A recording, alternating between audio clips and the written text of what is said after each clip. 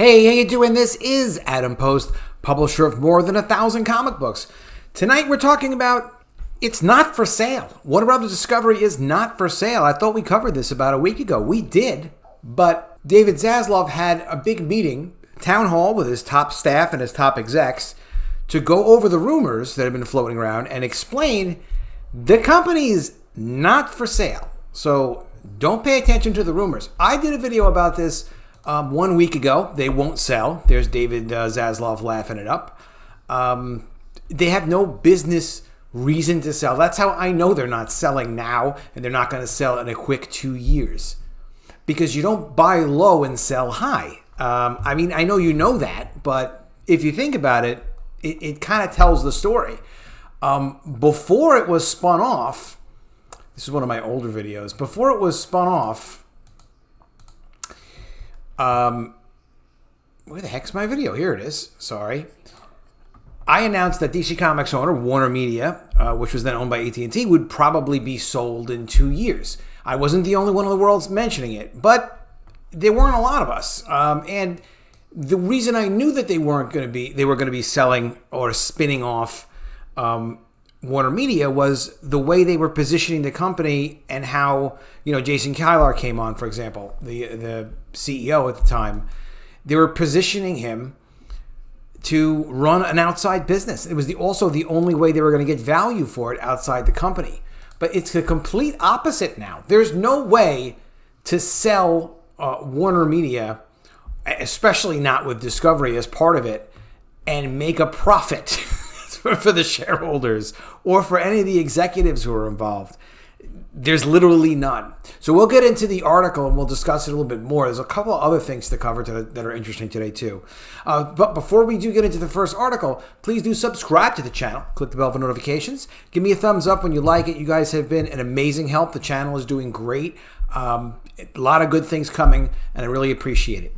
All right, so from Hollywood Reporter just today, David Zaslav says Warner Brothers Discovery is, quote, not for sale in a town hall meeting with staff. Warner Brothers Pictures plans to return to a full theatrical slate, while Warner Brothers TV will continue to sell to other outlets as well as HBO Max. And that is the main strategic difference with a company like Netflix. Netflix, for example, this is from CBR.com, comicbookresources.com. Netflix needs franchises, and The Sandman could be its biggest one. Because if you think of Netflix's franchises, what are their big brands? Stranger Things? Squid Games? You think of what Warner Brothers Discovery has, they've got a lot more. I mean, even if all they had was the DC universe, but they have Harry Potter, they have Game of Thrones, they have... Who even knows do they even know what they have? And then they have all the Discovery programming on top of that. And, I don't get it. I don't understand. I'm sure you see this. Let me know in the comments below. What is the idea of producing all your content, even as much as a $200 million movie at Netflix, and distributing it only, all of your content only, through your streaming service? Nobody would ever want to see their movies on a big screen. Nobody would ever want to see an IMAX version of any of the movies that Netflix is doing. It makes no sense. And now they're only in streaming. It's like they're running a freaking lemonade stand. It's a successful lemonade stand, although their stock is down. But it's like, well, you could package the lemonade as well and sell it in markets. You even see maybe not the best example, but White Castle, Pizza Hut. Big brands do sell their products in multiple places, and there's very little reason to not do something like that. We do it in comics with crowdfunding. We sometimes sell exclusively only through the crowdfunding platforms, but many of us also sell to other places too, like other stores and foreign reprint rights and things like that. So in any case, what Netflix is doing doesn't make sense to me. What Warner Brothers Discovery is doing makes a hell of a lot of sense. But it's great to see this article come out and just would you please answer this question? And that's what they're doing, because you had this article from Hollywood Reporter, and it was freaking a lot of people out. Did a video that was part of the video of They Won't Sell. And it was necessary because it started all of these rumors and some people getting really kind of nervous and freaked out that, all of the good that they might be done at Warner Brothers Discovery, and the good being merit-based content that is not infected with social justice, not infected with fake representation, because we're all human. It doesn't matter what we look like. We all go through the same kinds of things. We all know love and fear and hate and happiness, and it's better to see that in stories than to just try to represent it with how someone looks on screen. And what Warner Brothers Discovery is doing, thank God they have $50 billion in debt over their heads, is they're just looking to make money. They're not looking to make friends, which I did a video about that as well not long ago. It's show business, not show friends. That's Zaslav's quote, which I thought was like, what a great title for a video. All right, let's get into it. So Warner Bros. Discovery on Wednesday held a company-wide global town hall with CEO David Zaslav and his top creative deputies discussing the current state of the company and their vision for where it should be going. Zaslav was joined in the room by HBO chief Casey Bloys, Warner Brothers film chiefs Mike DeLuca, as well as Pamela Abdy, and Warner Brothers TV topper Channing Dungey, according to an attendee. The executives acknowledged the disruption and difficulty all media companies are facing in the current environment, and also the challenges in integrating Warner Media and Discovery, noting that it is difficult to say goodbye to colleagues who left the company amid the reorganization, which is a way to remind people there's going to be more people leaving. And we acknowledge it's difficult, but you got to go and you got to go.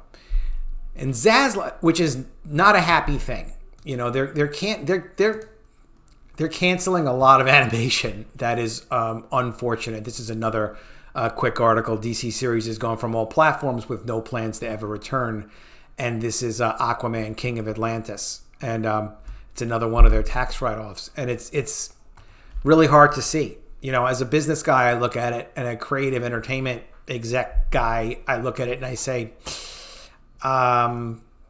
it's exciting to see them making choices and making difficult choices. But as a creator, I look at it and I say, this is horrendous because it's cute and people like it. So you can't just keep this. The answer is no. They're all business over there. So they look at the numbers say no. Also, Zaslav emphasized that he and his team are committed to the long haul as a pure play content company, and is not thinking about any other deal making despite rumblings about sale talk down the line.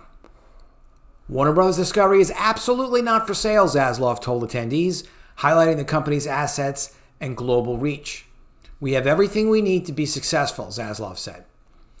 And when he says a pure play content company, what he's talking about is they're not looking at being a distribution company. They're not looking at, for example, teaming up with a cable company like Comcast, NBC Universal, or any other company in any other kind of business so that they would just be like an adjunct to or something complementary to someone else's business.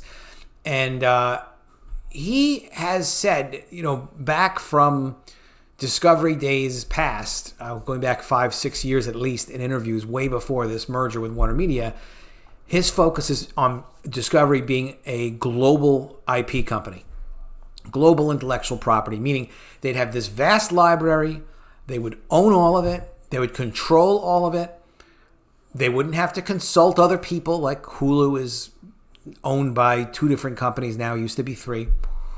And as a global IP company, everywhere they can distribute their content, every time they can open a new way to distribute that library, the existing library, they can make more money.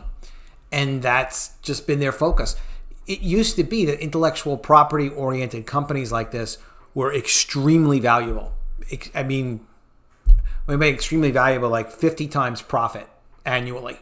And it was that went down a lot. But Marvel back in the day, the stock was trading, when it was a public company, was trading for like 50 times its earnings, which was, an enormous number. And cable companies are worth less now. And internet companies still worth a lot. Everything's having problems in the stock market. But as a global IP company, they have tremendous leverage about how they can make money. because they own all their stuff. They sell it to a new country. They put it on a free-to-air platform with advertising supported like Pluto, or they create a new cable channel, or they sell merchandise based on the DC characters, or they do theatrical films. And while they do all of this with all this wild intellectual property that they have all over the place, when they're successful with one thing for Batman, all of a sudden they can be successful with that same format for Wonder Woman. But even things that are successful for like their cooking channel, like live selling and other interactive things they do with consumers, they do so much. They were doing so much way before. It was a very interesting company even before the merger at Discovery. But those business models then can go and help them exploit and make more money from their intellectual property.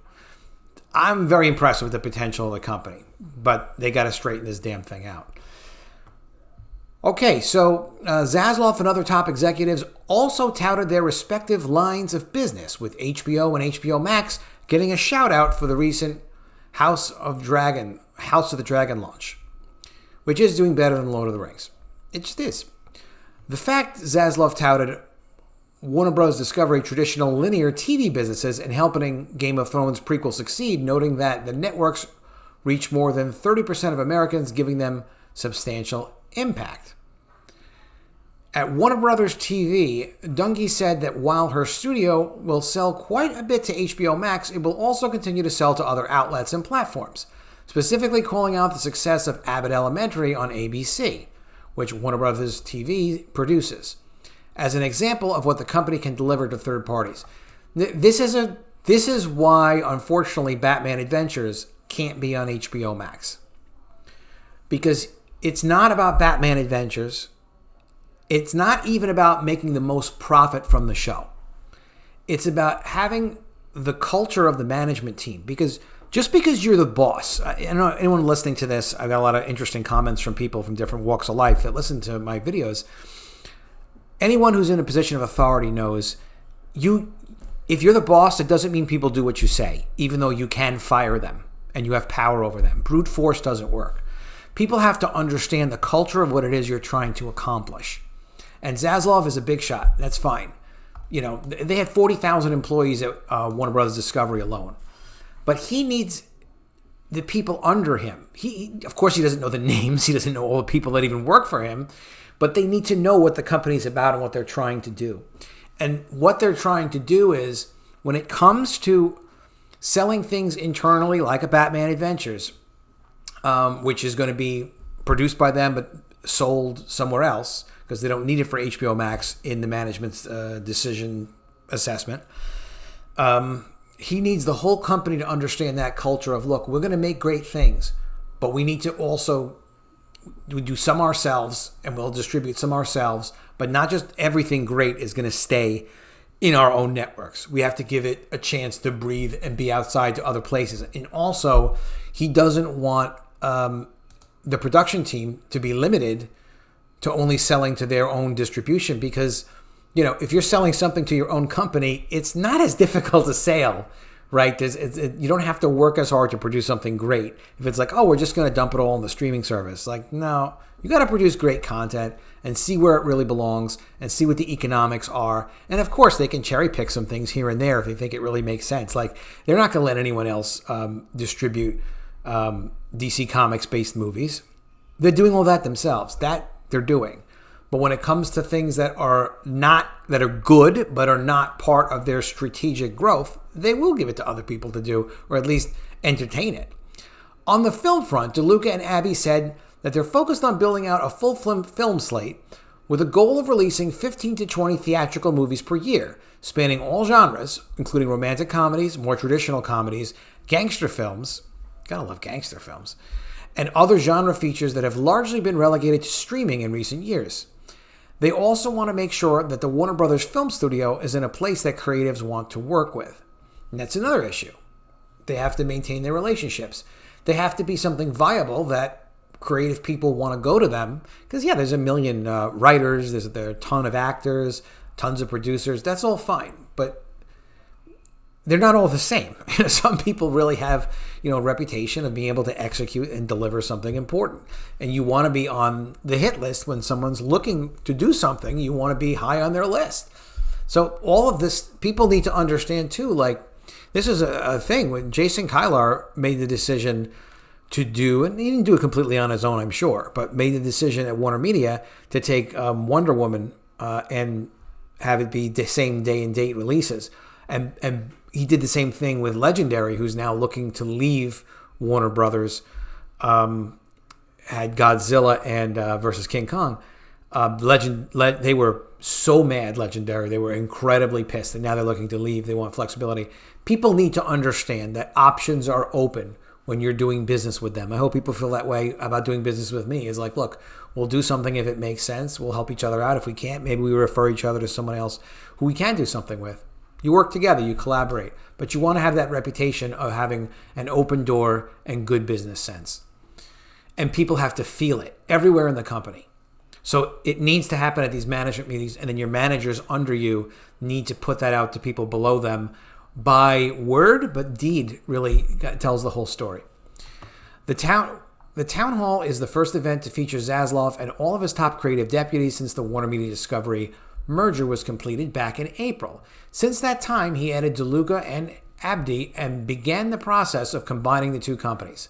And Zaslav is searching for an executive to lead its DC Comics division to turn the brand into a serious competitor to Marvel Studios. What's interesting is, of course, Marvel's destroying themselves with all their woke movies.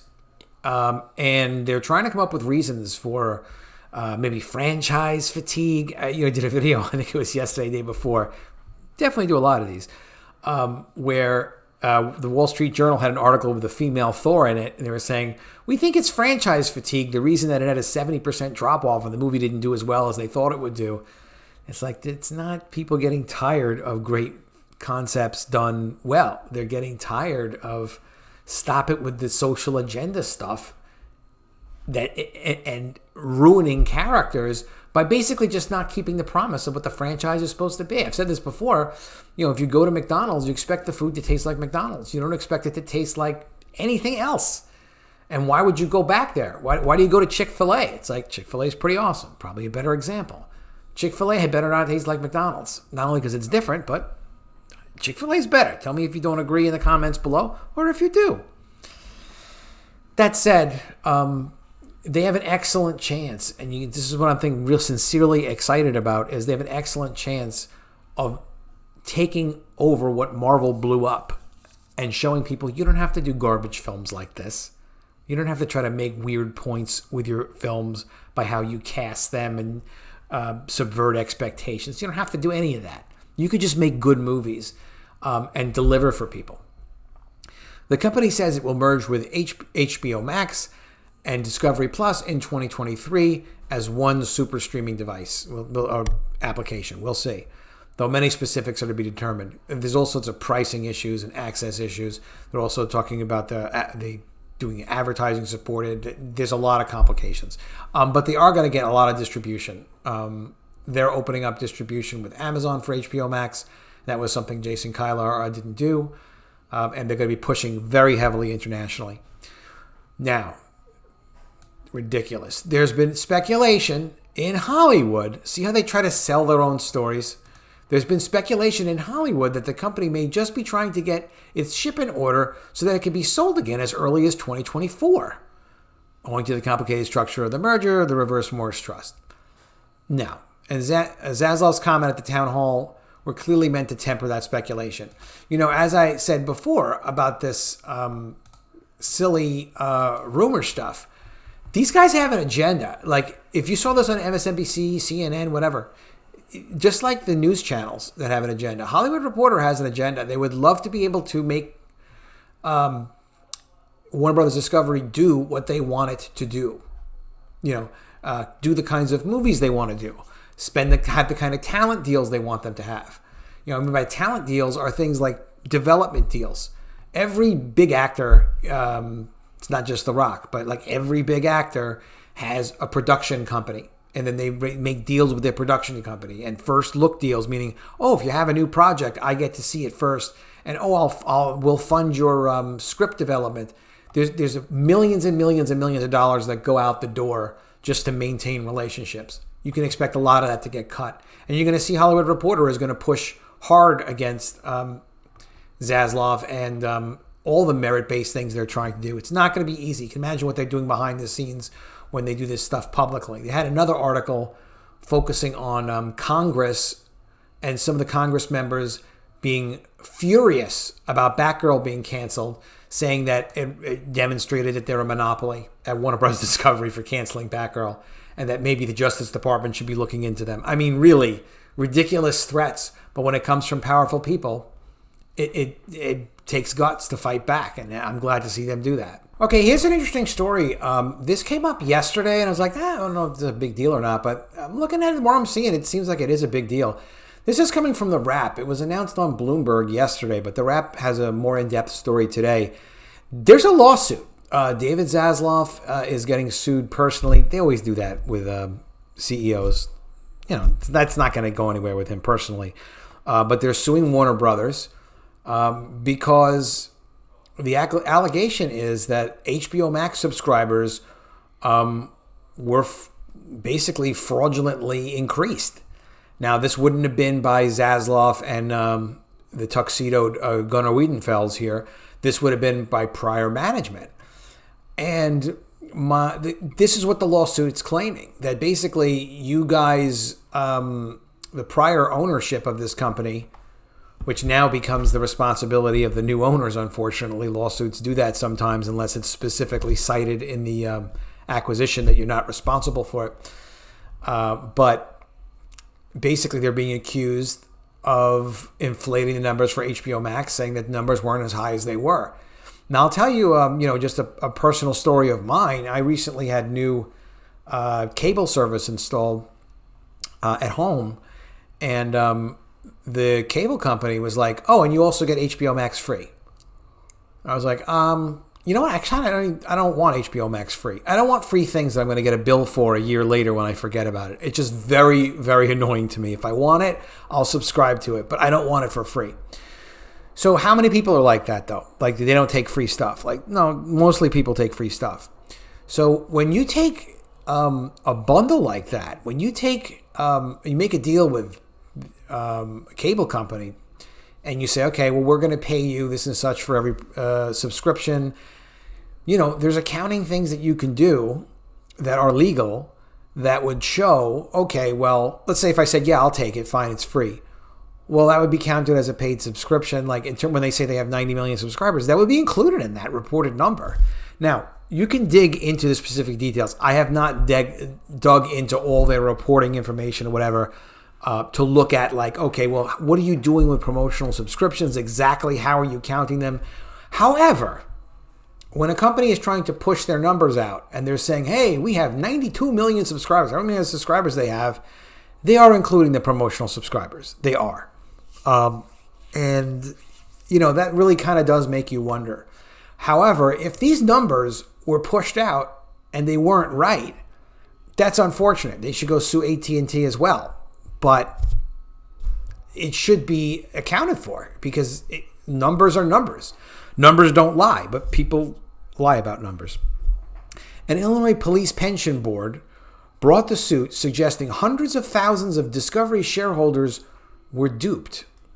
Yeah, you know who got hurt the most by this deal so far were the people that held Discovery stock.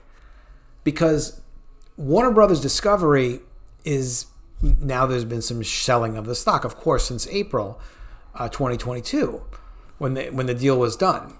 But Discovery stock, you know, it really got beaten up. Like 71% of the company was given for free to AT&T shareholders. That's why there's so much selling in the stock. It's not going to stop selling until all the AT&T people have sold almost all of their stock. I don't know how many people are keeping them with AT&T. I don't have information on that. I just know that they were given the stock by AT&T corporate direct to the shareholders for this spin-off of Warner Media into this merger. So they gave them free stock. Well, they never wanted this stock. They never bought this stock. They never asked for this stock. And then they see the stock going down. It's like, well, this thing is a dog. I'm going to sell it. So until there's a real change in ownership and until there's really good news from something at Warner Brothers Discovery, the stock's not going to turn around. There has to be a reason for people to buy it. That's why people buy stuff. They have to have a reason to buy it. But the Discovery people, they're really not doing so good on this deal. Their stock is down considerably. People that invested and were holding on Discovery stock. Warner Brothers cooked its HBO Max subscriber numbers by as many as 10 million and misled shareholders in other ways that violate the Securities Act to complete its merger with Discovery. According to a class action lawsuit that claims it could potentially represent hundreds of thousands of plaintiffs. This is going to take years to work through the system, but hopefully someone says the truth about it. This is disturbing. The lawsuit was filed last Friday in New York on behalf of the Collinsville Police Pension Board, an Illinois-based shareholder of Warner Brothers Discovery stock, which it accepted in trade for its pre-merger Class C common Discovery shares. At the time of the merger, Discovery shares were valued at $24.78. As of Tuesday, the shares are trading just above $11. Not so good. The lawsuit, now John Malone, by the way, said, and he's old school mentor and big shareholder of Warner Brothers Discovery and Discovery before that, said he expected the stock to go down when the merger was done because he's super sophisticated. He knows how these things work. He's done many stock deals of his companies. He never said that publicly, but he said it afterwards. The lawsuit names Warner Brothers Discovery CEO David Zaslav and CFO Gunnar Wiedenfels as defendants.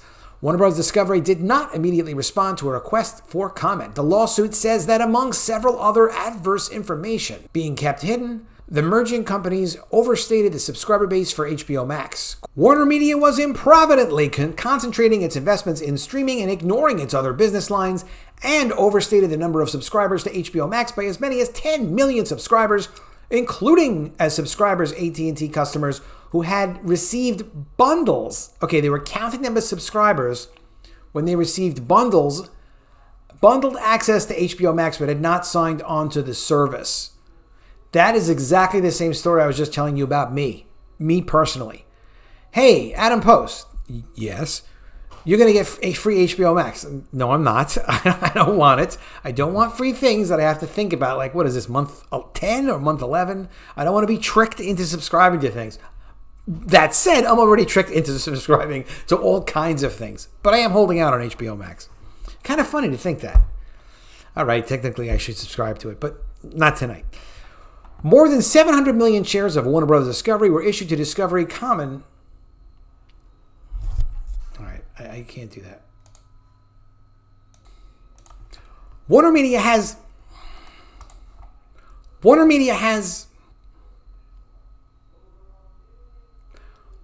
was improvidently concentrating its investments in streaming and ignoring its other business lines, and overstated the number of subscribers to HBO Max by as many as 10 million subscribers by including as subscribers AT&T customers who had received bundled access to HBO Max but had not signed on to the service. So look, we gave it to you for free. It's part of your bundle. You're subscribed. That's 10 million people. Yay. Like, that doesn't count. More than 700 million shares of Warner Bros. Discovery were issued to Discovery Common and preferred shareholders pursuant to the merger, the lawsuit states, meaning hundreds of thousands of people could potentially join the federal securities class action filed in a New York federal district court. Discovery and the Warner Media division of AT&T announced their merger plans in May 2021 and closed this year, 2022, on April 8th. The lawsuit says the registration statement and prospectus and certain of the defendants' other public statements contain untrue statements of material fact or omitted to state material facts required to be stated therein or necessary to make the statements therein not misleading. Therein. I get paid by the word therein, okay? It also said AT&T was over-investing in Warner Media entertainment content for streaming without sufficient concern for return on investments. Well, that's true, but it was their strategy. That they're going to get away with. Warner Media had a business model to grow the number of subscribers to its streaming service without regard for costs or profitability. I mean, they're not going to get anywhere on that. They may get somewhere on the fake subscriber thing, or they may settle. Maybe they get a settlement. It depends how tough their law firm is, and it's going to potentially take years. You know, what's interesting also is Warner Brothers Discovery did announce in their most recent quarterly report, in their conference call, June 2022, that they are changing how they're reporting subscribers. Now that issue, that is an issue. I mean, I don't know how I'm surprised that isn't mentioned in this article, but just having listened to it again recently, I'm like, that's good that they're cleaning it up, because they can fake these sub numbers. It's the thing is, they mention a number, 90 million, 92 million, and people are like, okay, 92 million, you're getting $14 a month, 15, whatever. And then you figure like, oh, okay, you're making all these, billions of dollars in subscriptions, and you make assumptions about the company, but they really need to define how they're considering it a paid subscriber, or you really don't know how well the company's actually doing, which is why they're pretty much not into the games over here. It's no games. Global IP company. We're going to license to multiple platforms. We're not keeping everything for our own services, not even Batman. We're not selling Batman, but we don't need to publish our own Batman show. They will publish their own comics. That I am telling you. They are not going to license them out. I did a video about that, because a lot of people were talking about that as well. There's a link to my playlist. I'll make sure it's in the comments. But no. They don't need to keep everything for themselves except the comic book publishing.